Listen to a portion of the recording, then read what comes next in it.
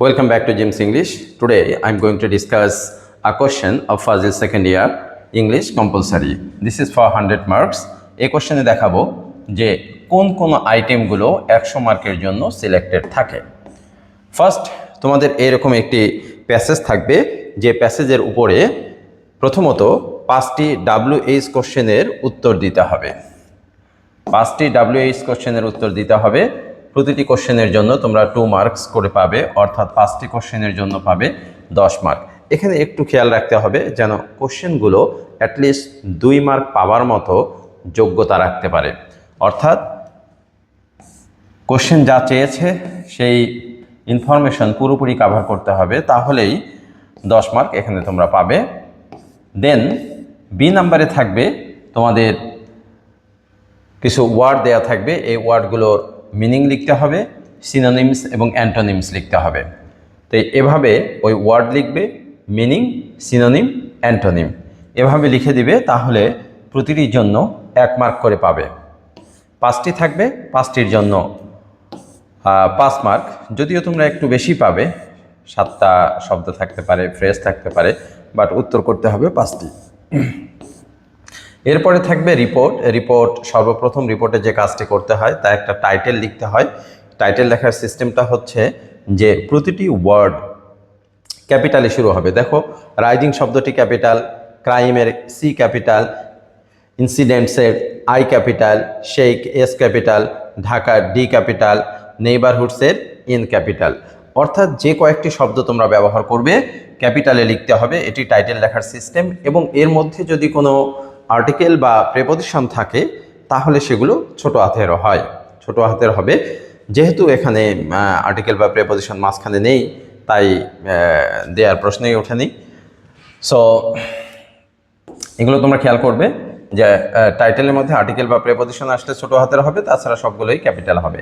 এরপরে যে কাজটি আমরা করতে পারবো যে চাইলে স্টাফ করেসপন্ডেন্ট আমরা এখানে লিখতে পারি, স্টাফ রিপোর্টার লিখতে পারি, নাম লিখতে পারি, তারিখ, এভাবে ক্লোন দিয়ে বা হাইফেন দিয়ে আমরা বাদবাকি আমাদের রিপোর্টের যে বডি আছে লিখতে পারি। এটি হলো লেখার সিস্টেম রিপোর্ট।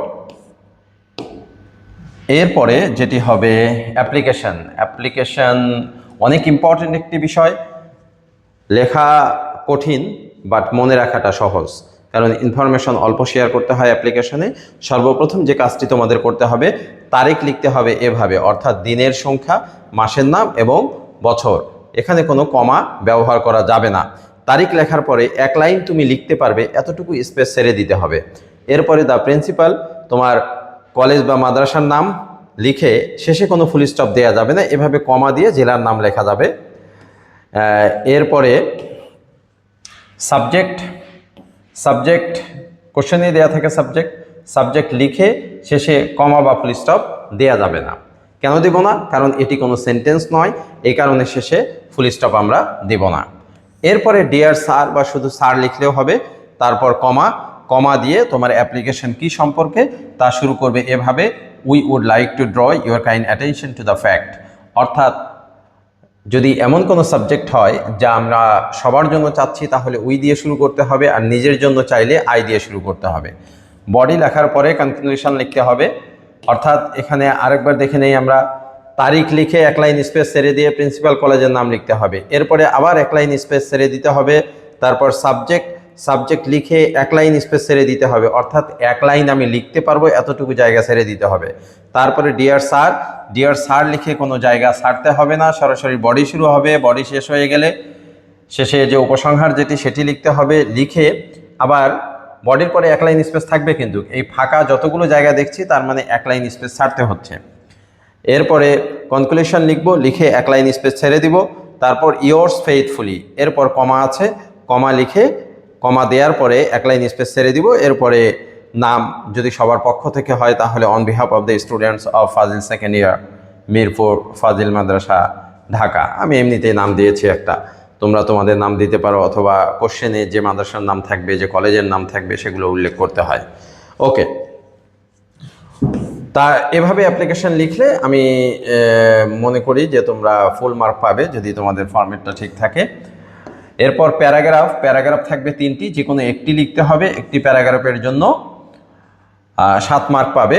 এবং লেখার ধরনটা answer to the question number 4, যেহেতু তুমি এ নাম্বার উত্তর করেছো এখানে, তাই এ, যদি বি নাম্বার উত্তর করে থাকো 4B, আর সি নাম্বার উত্তর করলে 4C।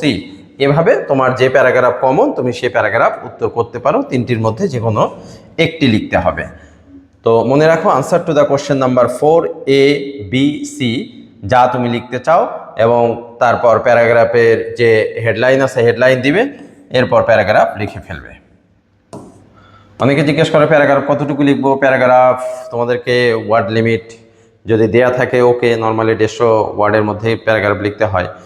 সেই ক্ষেত্রে 1.5 পেজ দ্যাটস এনাফ, কখনোই 2 পেজের বেশি নয়। 1.5 পেজের মধ্যে কভার করার চেষ্টা করবে, 2 পেজের বেশি লেখা যাবে না। Write an essay on any of the following, অর্থাৎ এই নিচের তিনটির মধ্যে যে কোনো একটি এসে লিখতে হবে। Answer to the question number 5, আমি এখানে এ নাম্বারে উত্তর করে দিয়েছি, এই জন্য এ নাম্বার। টাইটেল দিতে ভুলে গিয়েছি, যাই হোক তোমরা টাইটেলটা দিয়ে দিও, যে টাইটেল দিয়ে তারপর এসে লিখবে। তোমরা চাইলে BC যে কোনোটা লিখতে পারো।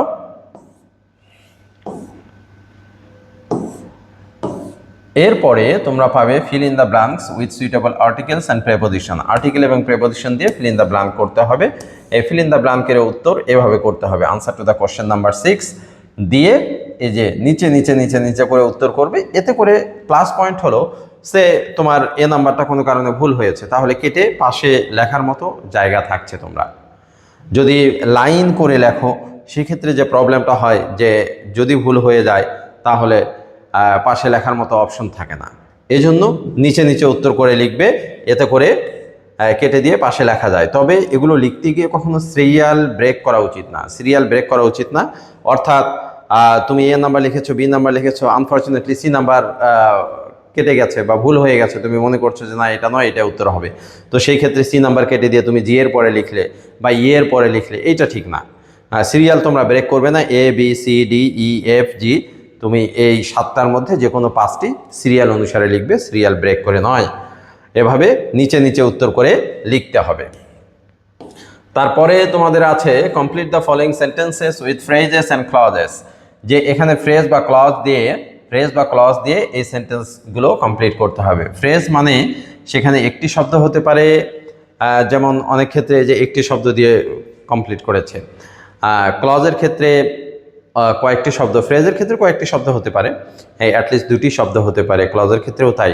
পার্থক্য যেটি হলো যে ফ্রেজের ক্ষেত্রে ফাইনাইট ভার্ব থাকবে না, অর্থাৎ এমন কোনো ভার্ব থাকবে না যেটি দ্বারা টেন্স আইডেন্টিফাই করা যায়।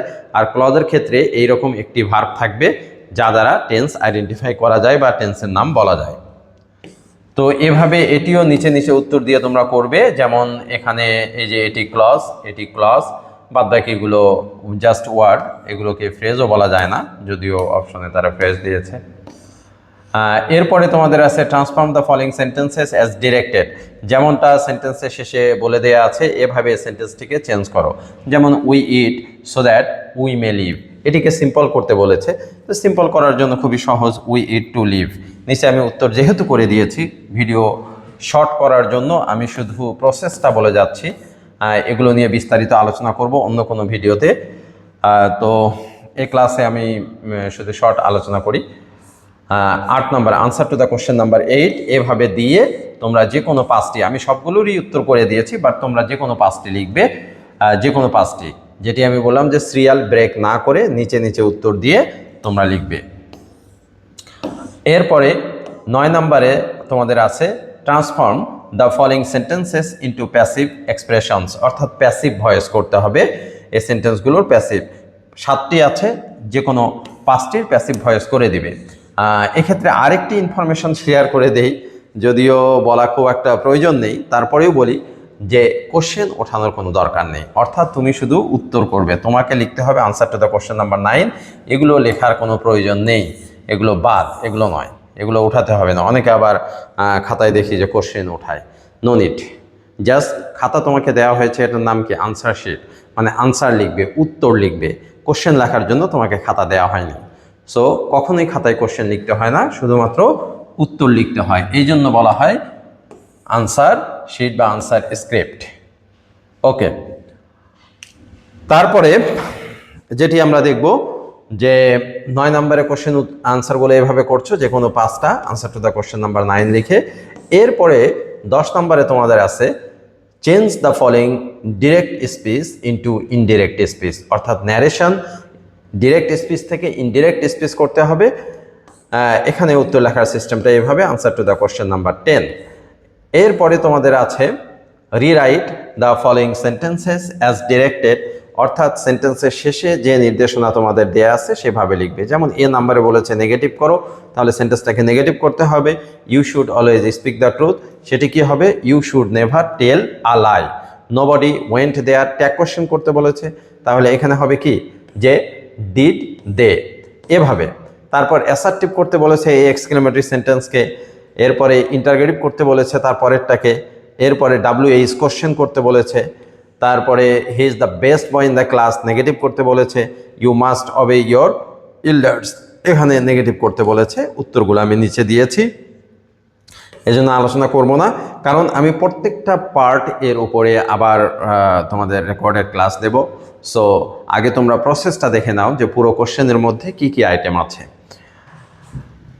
11 নম্বরে তাহলে এগুলোর উত্তর করবে।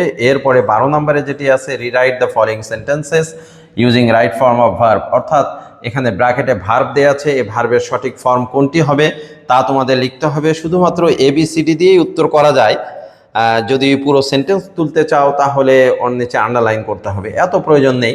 তোমরা শুধু ABCD দিয়ে উত্তর করতে পারো। যেমন এখানে তোমার A নাম্বার দিয়ে লিখবে সিন, B নাম্বার দিয়ে টেকেন, তারপরে C নাম্বার দিয়ে স্নোয়িং, D নাম্বার দিয়ে কেইম, E নাম্বার দিয়ে লিখবে হ্যাড ট্রাইড, F নাম্বার দিয়ে লিখবে চেঞ্জড এবং G নাম্বার দিয়ে লিখবে গোয়িং। সেন্টেন্স না উঠালেও হবে, কোনো সমস্যা নেই। এরপরে আছে ট্রান্সলেশন, অর্থাৎ translate the following passage into English, যে এখানে বাংলা একটা প্যাসেজ দেয়া হয়েছে, এটাকে ইংলিশে লিখতে বলছে, অর্থাৎ এই প্যাসেজটার ইংলিশ করে তোমরা এভাবে answer to the question number 13 লিখে ইংলিশ করে দিবে। তারপরে লাস্ট যেটি আছে যে translate the following passage into Bangla, অর্থাৎ বাংলায় এই ইংলিশের বাংলা অনুবাদ করতে বলেছে। তো এভাবে 14টা কোশ্চেন তোমাদের আনসার করতে হবে। আমি আজকের ক্লাসের মাধ্যমে তোমাদের যেটি শেখালাম যে উত্তর কিভাবে করতে হবে, তোমাদের এই 100 মার্কের মধ্যে কোন কোন আইটেমগুলো আছে, খুবই সহজ আইটেমগুলোই আছে, খুব একটা কঠিন না। তোমরা একটু পরিশ্রম করলে আমি মনে করি যে 7 দিন ভালো করে পড়লেই দ্যাটস এনাফ। গ্রামারের প্রত্যেকটা আইটেমের উপরে আমি আলাদা আলাদা করে ক্লাস দেব। সো এই ক্লাসটি ভালো করে প্রয়োজন বোধে পজ করে করে তোমরা দেখো যে কি কি আইটেম আছে, কিভাবে লিখতে হবে, এই কনসেপশন ক্লিয়ার করো। আমার চ্যানেল সাবস্ক্রাইব করে রাখবে, তাহলে পরবর্তী যে ক্লাসগুলো দেব এই ক্লাসগুলো তোমরা ইনস্ট্যান্টলি পেয়ে যাবে। এবং এগুলো বোঝার জন্য এর রিলেটেড বেসিক যে গ্রামারগুলো আছে, এই গ্রামারগুলোরও ক্লাস অলরেডি রেকর্ডেড, সেগুলো তোমরা দেখতে পারো। এবং এই ক্লাসগুলো যদি প্রপারলি ফলো করো, আই থিঙ্ক খুব ভালো নাম্বার তোমরা পাবে। ফেল করার তো প্রশ্নই ওঠে না, পাস করবে এবং খুব ভালো করে পাস করবে। সো ক্লাসগুলো মনোযোগ সহকারে দেখো। অ্যান্ড আজকে এই পর্যন্তই। Thank you to watch my video.